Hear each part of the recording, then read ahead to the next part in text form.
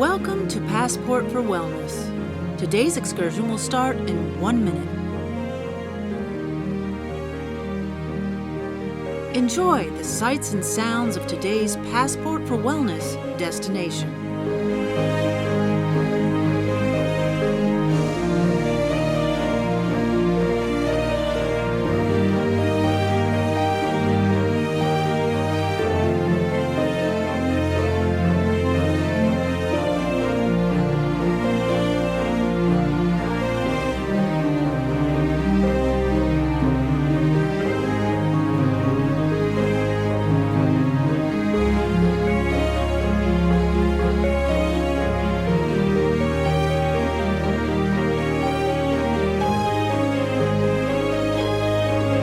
Welcome to Passport for Wellness. Today's excursion starts now.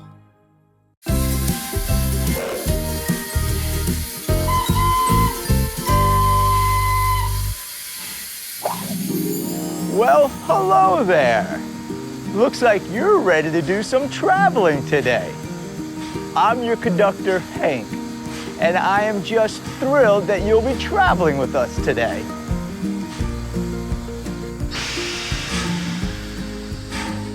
Before we get started, make sure you have enough space around you so you can move freely without bumping into another traveler. That also means having your own chair to sit in when needed, as well as the person's chair in front of you to use for balance when standing. Make sure you have enough space to walk in place and to stretch your arms out wide and move from side to side. If you plan on sitting throughout our excursion, make sure you have enough space to move your legs and to stretch out your arms and can move from side to side. Just follow along with what you see on the screen at a comfortable pace. If you're sitting, make sure you follow along with what you see in this special box. Be sure to slow down or stop at any point if you feel lightheaded or dizzy. Only participate if you feel confident and comfortable moving your body throughout our travels. So, where are we headed today? Oh, there's so many to choose from. Mighty mountains, spectacular valleys and canyons, incredible forests, beautiful desert scenery, majestic waterways and beaches. No wonder U.S. national parks are such a popular destination. I can remember going to many of them. Traveled clear across the country, I did. Of course, I was much younger back then.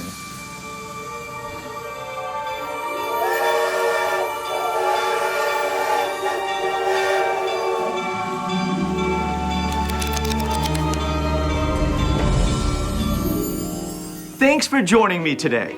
My name is Henry, and I am so excited to be here with you. Wow, here we are, up in the mountains in Alaska. That's right, Alaska, at Denali National Park and Preserve. Come on, everyone, let's act like we are doing some cross-country skiing across the snowy Alaskan tundra. Reach out with your arm, like you're holding a ski pole, then switch and bend your opposite knee, like this. The trick is to get a good rhythm going, whether you're standing up or staying in your seat. There you go. You may know Denali by another name, Mount McKinley.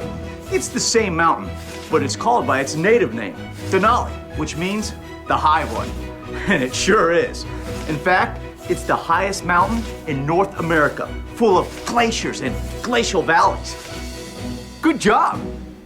Now, let's open up our hands like we're holding a pair of ice axes and act like we're climbing up one of the glaciers that cover nearly 1 million acres of Denali National Park and Preserve. That's it. Swing your ice axe up high and step into the glacier with your foot, like you were wearing crampons. Glaciers are year-round rivers of ice that slowly move under their own weight. The longest glacier around Denali runs for more than 30 miles. Hey, there's another way people get around here in Denali. Yeah, by dog sled.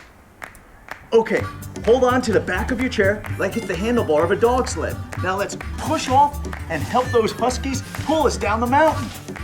Take turns pushing off on each leg, kind of like you're skating. You can even run along with the pack. Or help give them a push when the sled gets stuck. People have been dog sledding for more than 1,000 years. And with winter snows in Denali, you could sure see why. Let's give the pack a break and walk for a minute. What kind of dogs have you had in your life? Maybe they were a hunting breed, or perhaps more of a cuddler, or a champion sleeper. What was your dog's name? They may not have been on a dog sled team, but I sure bet they worked hard at whatever they were good at to be your best four-legged friend. Let's plant our feet firmly in the ground because we are now in Sequoia National Park in California. It's home to the giant sequoia trees, which can grow over 250 feet tall. So reach your hands up high like a giant sequoia tree as tall as a 25-story building. Whew. Now stretch again, reach really high. Oh, okay, now squat down a little bit to get your arms around one of these natural giants. They can be as big around as an airplane fuselage. Hold it. The oldest has tree rings going back 3,500 years. That's when the pyramids were built.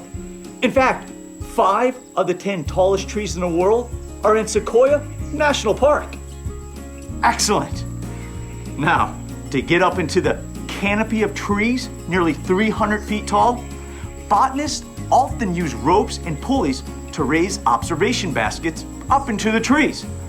Use your arms to pull on the ropes like a window washer outside a high-rise building. Except these skyscrapers are designed by Mother Nature and are now protected by Uncle Sam. The famous Bowana Tunnel stood for over 75 years until it fell in 1969 from bearing a heavy load of snow. Good job. Once they were up so high, one way to get down was zip line. So let's do it. Sit down on the edge of your chair as you extend your feet out in front of you. Here we go. Hold on. The bark of sequoias is very fire resistant, but these forests need wildfires to enrich the soil so their seeds can germinate and grow into saplings that will later become true titans of the forest. Talk about being forged by fire. Well done. Woo! Now that we're back on the ground, let's get moving again. Those sequoias were huge. What's the biggest thing you've ever seen in nature? Was it a mountain? A waterfall? What was it? Maybe it was a giant tree like these. I bet you have to stand back pretty far to fit one of these sequoias in a picture frame. These famous sequoias are located in the giant forest within National Sequoia Park. And believe it or not, park visitors are warned not to leave any food in the cars because bears may break in to steal it. Okay, quick quiz time. Keep walking. We already know that giant sequoias are really big around, but how thick do you think the thickest bark is on these massive trunks? Go on, give it a guess. Is it 12 inches, 36 inches, or 48 inches? The thickest bark found on a giant sequoia so far is more than 3 feet thick. If you guess 48 inches, you're right. Keeping with things that are big, how about a giant sculpture? But not just one. This national park has 4 of them. Welcome to Mount Rushmore. Mount Rushmore is South Dakota's top tourist destination, attracting over 2 million visitors a year. So, let's sit back in our seats, put one arm out in front of us, and turn around with the other one to park the RV. There you go. Okay, now let's switch sides and let's park a British RV. That's it. Back it on in there. You're doing great. Good parking job. Let's stand up. Mount Rushmore was carved out of solid granite, so they had to use jackhammers to do a lot of the work. Bend your knees, get a good strong stance. Arms out in front. Now hold on to that hammer tight, and here it goes, hammering away at that granite mountain. Can you feel the vibration going up your arms? Okay, now imagine doing that day in and day out for the 14 years it took to carve the faces of George Washington, Thomas Jefferson, Abraham Lincoln, and Teddy Roosevelt. Whew, good carving, everyone. Now, once the hard sculpting was done, workers had to smooth the facial features by hand. So, sit down, take your hands, and act like you're sanding down that stone. First turning inwards, and now outwards. Inwards, and outwards. Originally, the idea was to carve the faces of famous Western heroes like Lewis and Clark, Red Cloud, and Buffalo Bill Cody. They decided it should have a more national attraction, resulting in the 4 presidential faces we know and love today. Whew, that could get pretty tiring. So let's get moving again. How many other presidents of the United States can you name? Did you name more than 10? 15? 20? Wow, you are doing great on our trip around U.S. national parks. We've already been to Denali in Alaska, Sequoia National Park in California, and Mount Rushmore in South Dakota.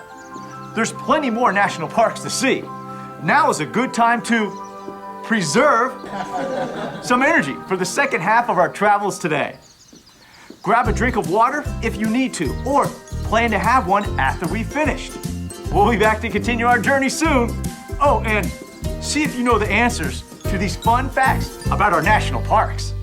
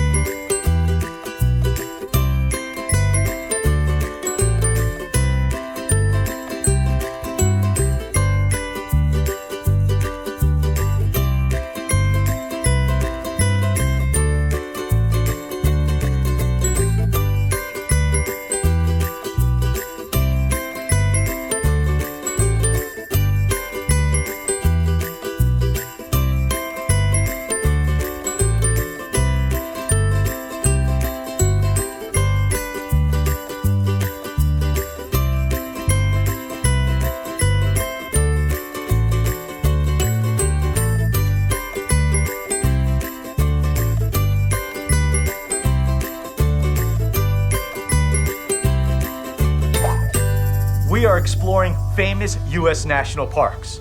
We still have more to visit, and this one is really something. Let's explore the Grand Canyon. Believe it or not, people have actually tight-roped across parts of the canyon. So walk slowly and keep your arms out for balance. Carved out by the Colorado River over millions of years, the Grand Canyon is 277 miles long and as much as 18 miles wide in places. The Grand Canyon is overwhelming in size and spectacular in the colorful shades of its many rock layers, revealing both the Precambrian and Paleozoic eras. Let's stop for a second. I have an idea.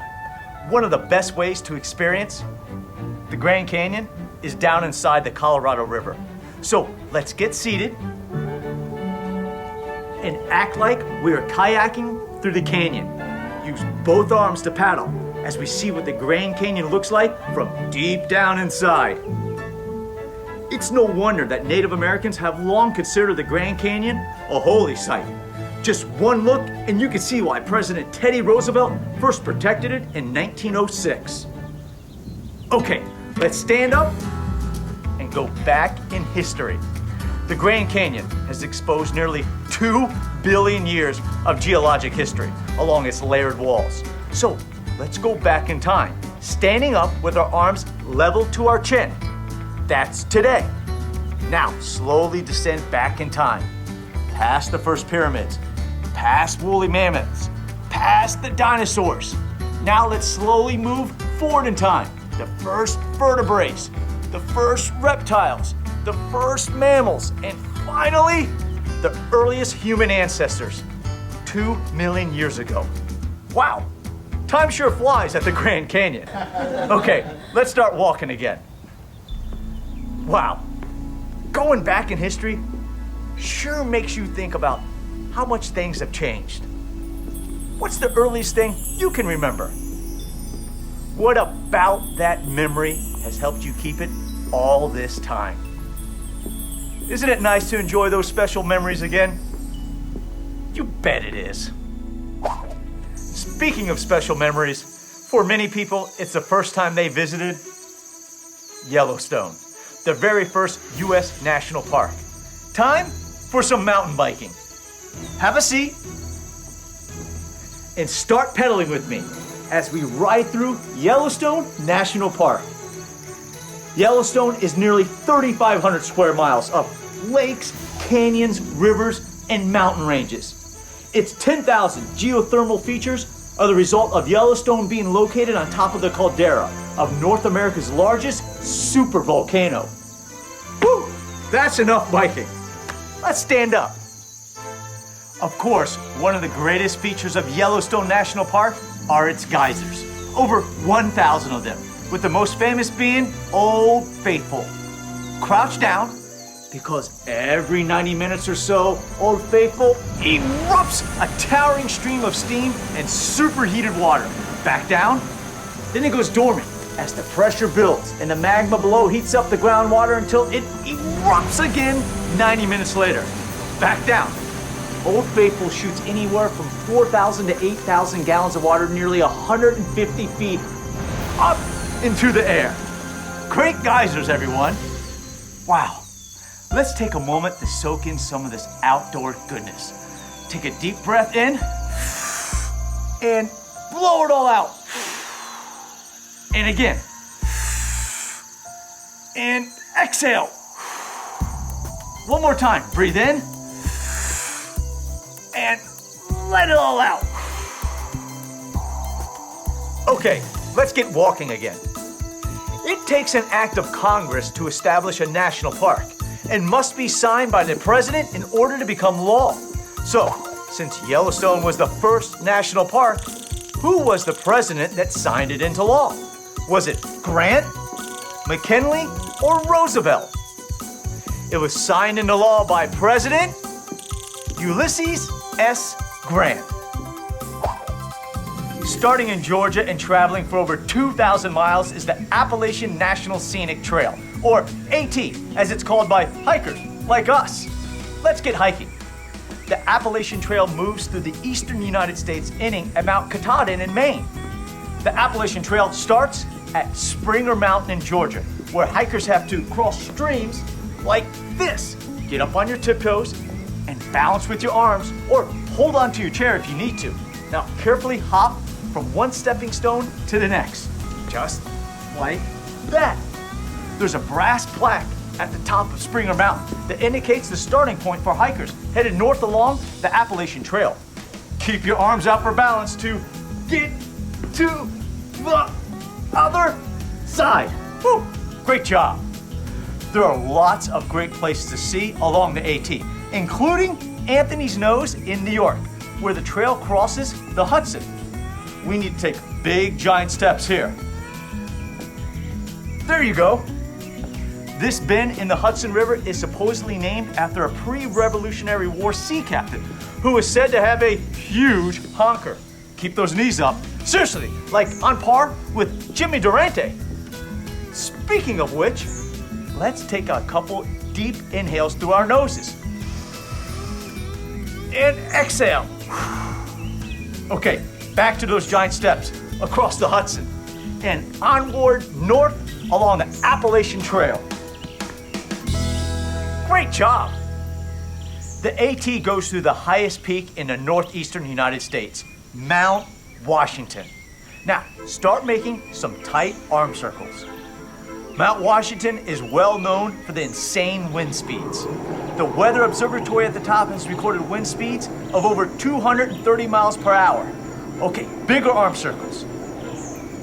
Now, really big arm circles. In fact, the original Summit House back in the 1850s have 4 large chains across the roof to help hold it down in heavy wind gusts.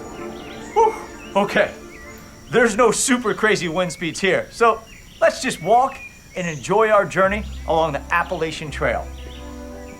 I don't know about you, but after walking along the AT, I've worked up a pretty good appetite. I just don't know what to eat. Southern cooking from Georgia, Carolina barbecue, Chesapeake crab cakes, or New England clam chowder. Wow. Guess I'll have to make do with a healthy snack, like an apple for now. This has been great traveling around these U.S. national parks with you. Thank you so much for coming along. Maybe we could do it again sometime. Maybe sometime soon. I certainly hope so. Until then, happy trails, everyone. I can remember that trip like it was yesterday. Or maybe it was even today.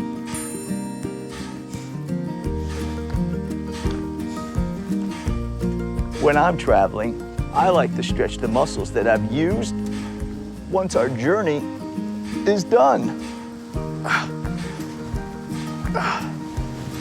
If you're standing, have a seat. Let's first lace our fingers together and push your arms out forward in front of you. Oh, boy, that feels good. Next, let's lift our left knee up and pull it towards you. Excellent. Now let's do the same with our right knee. There you go. Okay, time now for a few deep breaths. Breathe in as far as you can. Raise your arms up above your head. And breathe out as you move your arms to your side. Good job. Breathe in. Breathe out. I could just imagine what it must have been like dog sledding Denali in Alaska. Breathe in. Breathe out. Up among the giant sequoias, parking that RV at Mount Rushmore. Breathe in. Breathe out. Tightrope walking across the Grand Canyon, then finishing up by mountain biking through Yellowstone and hiking the Appalachian Trail. Wow. Taking a fanciful journey like that today reminds me of all kinds of things.